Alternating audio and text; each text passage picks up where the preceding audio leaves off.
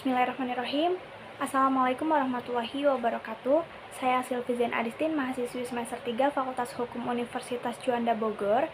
Di sini saya akan mereview mata kuliah Hukum Pidana pada pertemuan ke-7 tanggal 25 Oktober tahun 2021 yang diampu oleh Profesor Dr. Hajah Heni Nuraini SHMH serta Dr. M. Rendi Aridayandi SHMH. Di sini saya akan mereview bab 6 dan bab 7. Bab 6 ini berjudul kesalahan atau pertanggungjawaban pidana. Pertama itu ada pengertian kesalahan merupakan unsur subjektif dari tindak pidana. Kesalahan adalah keseluruhan syarat yang memberi dasar untuk adanya pencelaan pribadi terhadap perbuatan pelaku tindak pidana. Adapun unsur-unsur dari kesalahan, yang pertama, kemampuan bertanggung jawab, adanya hubungan batin antara pelaku dengan perbuatannya, yaitu yang berupa kesengajaan atau kealpaan, lalu tidak adanya alasan pemaaf. Selanjutnya, pengertian kesengajaan. Dalam KUHP tidak ada definisi tentang kesengajaan, tetapi dalam MVT, kesengajaan itu diartikan dengan menghendaki dan mengetahui. Jadi dikatakan sengaja apabila pelaku menghendaki apa yang dilakukannya dan mengetahui perbuatan yang akan dilakukannya, yaitu atas dasar pelaku mempunyai kehendak untuk mewujudkan Wills teori atau unsur-unsur dari rumusan undang-undang. Lalu selain itu pelaku juga menghendaki akan akibat yang timbul, atau pelaku juga sudah dapat membayangkan akan akibat yang nanti timbul. Terdapat perbedaan terhadap kedua teori ini, yaitu dalam hal akibat dari keadaan yang menyertainya, walaupun dalam praktek penggunaan teori ini sama. Bentuk-bentuk dari kesengajaan itu yang pertama ada kesengajaan dengan maksud atau bertujuan untuk mencapai tujuan, yaitu bentuk kesengajaan yang paling sederhana di mana perbuatan pelaku ditujukan untuk menimbulkan perbuatan yang dilarang dan pelaku menghendaki perbuatan tersebut beserta akibatnya. Lalu yang kedua ada kesengajaan dengan sadar kepastian atau keharusan. Dalam hal ini perbuatan menimbulkan dua akibat, yaitu akibat yang pertama memang dituju oleh si pelaku, yaitu dapat berupa delik sendiri atau dilakukan sendiri dan dapat berupa penyertaan. Lalu yang kedua, akibat yang tidak dikehendaki tetapi merupakan keharusan dalam mencapai tujuan, sehingga akibat ini pasti terjadi atau timbul. Lalu contoh yang ketiga itu ada bentuk yang ketiga itu ada kesengajaan dengan sadar kemungkinan atau bersyarat. Ada keadaan tertentu yang semula mungkin terjadi, kemudian benar-benar terjadi. Lalu poin selanjutnya, teori apa boleh buat atau inkaufnement teori. Dalam teori ini, keadaan batin si pelaku terhadap perbuatannya adalah sebagai berikut. Pertama, akibat itu sebenarnya tidak dikehendaki, bahkan pelaku benci atau takut akan kemungkinan timbulnya akibat tersebut. Yang kedua, akan tetapi meskipun demikian, ia menghendakinya, namun apabila keadaan atau akibat itu timbul, apa boleh buat hak itu diterimanya juga. Ini berarti pelaku berani memikul resiko. Selanjutnya ada sifat dari kesengajaan. Yang pertama, kesengajaan berwarna. Lalu yang kedua, kesengajaan tidak berwarna. Kalau kesengajaan berwarna itu sengaja melakukan perbuatan, berarti sengaja untuk berbuat jahat. Jadi kesengajaan perlu ada kesadaran dari perilaku terhadap perbuatan yang dilarang. Kalau kesengajaan tidak berwarna itu untuk dapat dipidana, pelaku cukup hanya dengan menghendaki perbuatannya dan tidak diharuskan mengetahui atau menyadari bahwa perbuatannya dilarang dan diancam dengan pidana. Poin selanjutnya ada pembagian atau jenis-jenis kesengajaan. Yang pertama ada dolus determinatus, yaitu kesengajaan tertentu yang ditujukan pada objek tertentu. Yang kedua, dolus indeterminatus, yaitu kesengajaan tidak tertentu yang tidak ditujukan pada objek tertentu melainkan pada sembarang objek dan tidak memperhatikan objek mana yang akan menjadi korbannya. Lalu yang ketiga ada dolus alternativus, yaitu kesengajaan yang ditujukan pada objek yang satu atau objek lainnya, jadi memilih satu di antara dua objek. Yang keempat ada dolus generalis, yaitu kesengajaan yang ditujukan pada umum. Selanjutnya yang kelima ada Weber's dolus generalis, yaitu kesengajaan yang ditujukan pada objek tertentu, tetapi untuk mencapai tujuan itu dilakukan lebih dari satu perbuatan. Yang keenam ada dolus indirectus, yaitu kesengajaan terhadap suatu perbuatan yang menimbulkan suatu akibat tertentu yang sebenarnya bukan kehendak atau tujuan pelaku. Yang ketujuh dolus premeditatus adalah kesengajaan yang direncanakan lebih dahulu. Yang ke-8 ada dolus repentinus, disebut juga Hastamut, itu dari Jerman, yaitu kesengajaan yang merupakan kebalikan dari dolus premeditatus, yaitu kesengajaan yang timbul dengan sendirinya.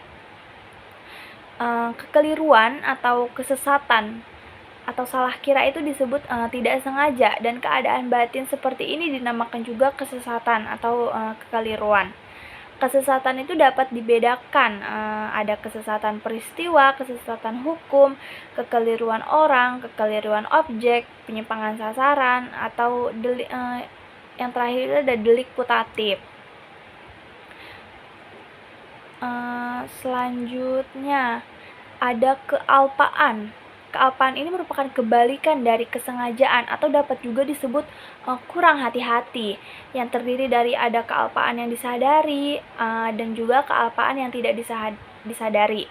Unsur-unsur kealpaan ini, yang pertama pelaku dapat menduga terjadinya akibat perbuatan, yang kedua pelaku kurang berhati-hati. Adapun bentuk-bentuk dari kealpaan, yang pertama ada kealpaan berat atau culpa lata, yang kedua culpa levis, yaitu kealpaan ringan, yang ketiga beus texcult, yaitu kealpaan disadari. Pelaku dapat membayangkan atau memperkirakan kemungkinan timbulnya akibat dari perbuatannya. Lalu yang terakhir unbeus cult, yaitu pelaku tidak dapat membayangkan akibat yang mungkin timbul dari perbuatan yang dilakukannya. Selanjutnya poin dia ada kemampuan bertanggung jawab, yaitu keadaan batin atau jiwa seseorang yang sehat dan normal ketika melakukan tindak pidana. Cara menentukan kemampuan bertanggung jawab itu ada sistem deskriptif, sistem normatif, dan sistem deskriptif normatif.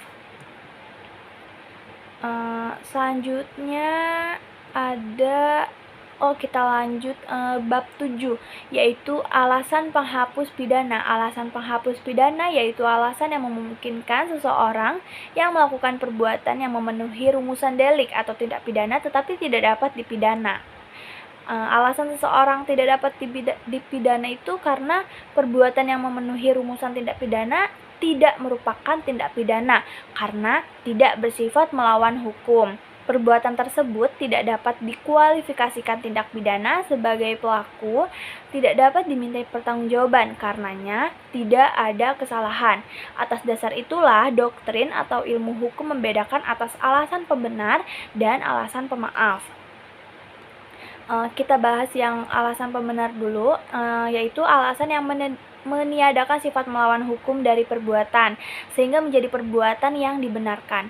Alasan pembenar ini terbagi dalam yang pertama ada alasan pembenar umum, terdiri dari daya paksa, bela paksa, melaksanakan perintah undang-undang, pasal 50 KUHP, serta perintah jabatan yang sah, pasal 51 ayat 1 KUHP. Yang kedua itu ada alasan pembenar khusus, terdiri dari dokter dan para saksi yang menghadiri perkelahian tanding. Itu terdapat pada pasal 186 ayat 1 KUHP. Yang B ada pencemaran demi kepentingan umum atau karena terpaksa untuk membela diri. Lalu yang C, yang dihina dengan putusan hakim yang menjadi tetap dinyatakan bersalah atas hal yang dituduhkan. Lalu ada alasan pembenar di luar undang-undang. Yang A, hukum disiplin, B, kewenangan jabatan, lalu yang C ada fungsi negatif dari sifat melawan hukum material.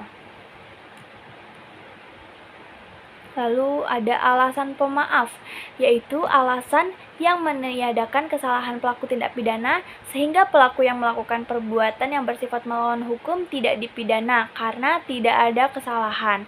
Alasan pemaaf itu sendiri terdiri dari alasan pemaaf umum, yaitu ketidakmampuan bertanggung jawab, daya paksa dalam arti sempit, bela paksa yang melampaui batas, lalu perintah jabatan yang tidak sah. Selanjutnya ada alasan pemaaf khusus, yaitu mempersiapkan atau memperlancar perubahan ketatanegaraan dalam arti umum itu terdapat dalam pasal 110 ayat 4 KUHP. Lalu penarikan kembali pembujukan untuk melakukan kejahatan. Yang C, tidak melaporkan kepada yang berwajib atau yang terancam apabila ada kejahatan yang tertentu. Lalu yang D, pencurian antara suami istri.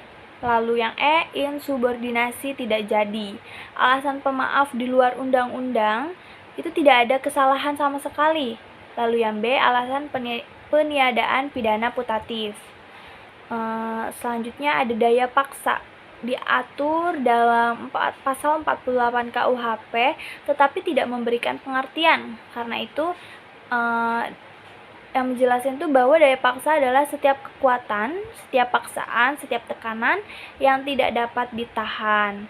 Dalam doktrin itu daya paksa dibedakan dalam daya paksa absolut serta daya paksa relatif. Lalu daya paksa itu dibagi menjadi 3 bentuk, yaitu pertama, pertentangan antara dua kepentingan hukum. Lalu yang kedua, pertentangan antara kepentingan hukum dengan kewajiban hukum. Lalu yang ketiga, pertentangan antara dua kewajiban hukum. Selanjutnya, bela paksa atau nutwer diatur dalam pasal 49 ayat 1 KUHP yang disebut alasan penghapus atau peniadaan pidana. Adapun syarat-syaratnya yaitu perbuatan harus terpaksa dilakukan untuk pembelaan yang sangat perlu karena tidak ada jalan lain. Lalu yang kedua, perbuatan tersebut dilakukan karena ada serangan yang sekonyong-konyong atau mendadak dan seketika itu juga. Lalu syarat yang ketiga, pembelaan itu hanya dapat dilakukan untuk kepentingan hukum yang ditentukan secara limitatif, yaitu diri sendiri atau orang lain, kehormatan kesusilaan sendiri atau orang lain, lalu harta benda sendiri atau orang lain. Selanjutnya itu bela paksa yang melampaui batas, yaitu diatur dalam pasal 49 ayat 2, yaitu berupa melampaui batas pembelaan yang diperlukan, pembelaan yang dilakukan sebagai akibat yang langsung dari guncangan jiwa yang hebat. Lalu keguncangan jiwa yang hebat itu diakibatkan oleh adanya serangan. Jadi antara guncangan jiwa yang hebat dengan serangan atau ancaman serangan harus ada hubungan yang kausal.